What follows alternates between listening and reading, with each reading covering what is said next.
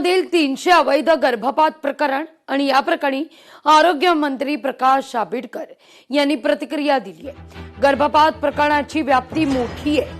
शासकीय सेवेतून निवृत्त झालेल्या अधिकाऱ्यांना असं कृत्य करणं गंभीर आहे असं आंबेडकर म्हणतात। माझ्या माहितीप्रमाणे त्याचा जो काही लायसन रिन्यू करायला पाहिजे होतं ते लायसन रिन्यू झालं नाही। पीसीपी एंट्री ॲक्टचं लायसन सुद्धा अद्याप रिन्यू झालं नाही।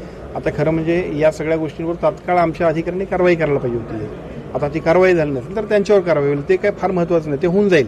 पण प्रश्न काय की अजून याची व्याप्ती आम्हाला वाढवायची आहे आणि ती इथं केवळ कोल्हापुरात नाही, संपूर्ण राज्यभरामध्ये हे वाढवणं गरजेचं आहे। बऱ्याच वेळेला अशा सगळ्या या महत्त्वपूर्ण गोष्टींकडे सुद्धा आपण दुर्लक्षित करत होतो।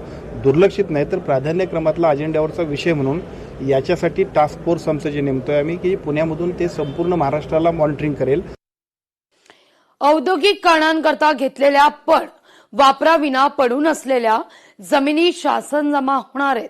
महसूल मंत्री चंद्रशेखर बावनकुळे यांचे निर्देश आहेत। 2011 पूर्वीची शासकीय जमिनींवरील अतिक्रमणं नियमित होणार आहेत। शासकीय जागांवर 2011 पूर्वी झालेली अतिक्रमणं बांधकाम नियमित होणार आहेत। त्याचं सर्वेक्षण करण्याचे निर्देश जिल्हा प्रशासनाला देण्यात आलेले आहेत। या जिल्ह्यामध्ये मोठ्या प्रमाणावर क्लस्टर करता जमिनी घेतल्या, पण 15 वर्ष होऊनही त्या जमिनी विकसित केल्या नाही। ज्या औद्योगिक प्रयोजनाकरता घेतल्या होत्या, काही क्लस्टर बांधकामाकरता घेतल्या होत्या, पण त्या अजून वापरण्यात आल्या नाही।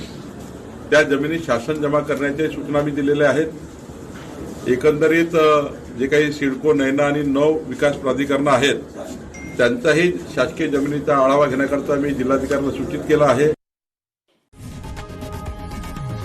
लोकशाही मराठी ऐका, पहा, जागरूक रहा।